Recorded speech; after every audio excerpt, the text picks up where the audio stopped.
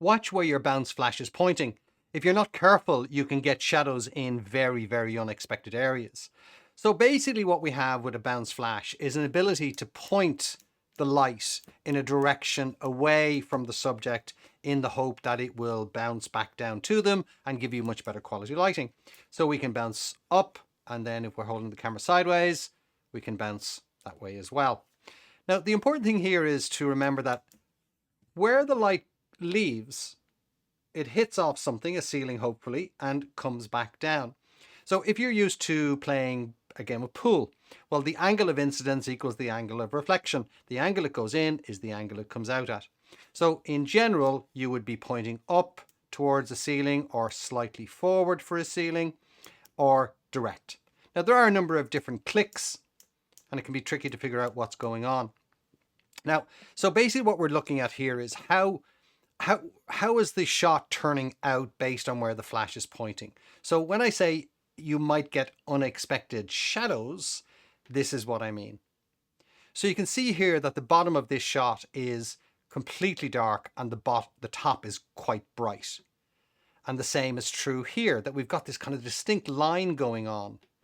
And even sideways, we have a problem with the light not reaching the front of the subject, but is bouncing off the back of them and only going halfway over. So what's going on here?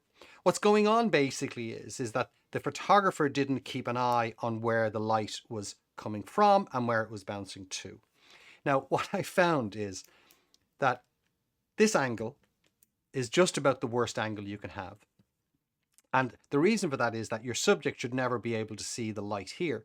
So the light now is bouncing out this way and out this way.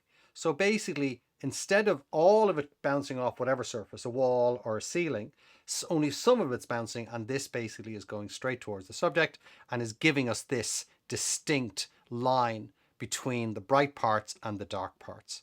Now, why does that happen? A number of years ago, I was attending an official event where photographers from high-end newspapers were doing precisely this. And as a photography teacher, I've been going, should I go in? And my instinct said, no, these people are like pack animals. You know, you just don't cross them in any way, shape or form. And what I think happens basically is somebody saw someone do this. So, you know, Laura saw somebody in New York do it, and Laura comes back to her country, and then Michael sees she do it, and then and on. Nobody's questioning what's going on.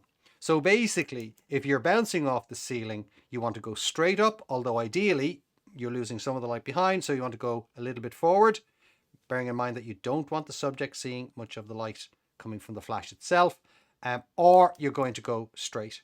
Now these other angles are for off-camera flash by and large, or if you've got a funny angle on something that you're bouncing off. So watch where your bounce flash is pointing, because if you're not careful, you're just going to get shadows in unexpected areas. As always, if you have any questions, just pop them in the comments.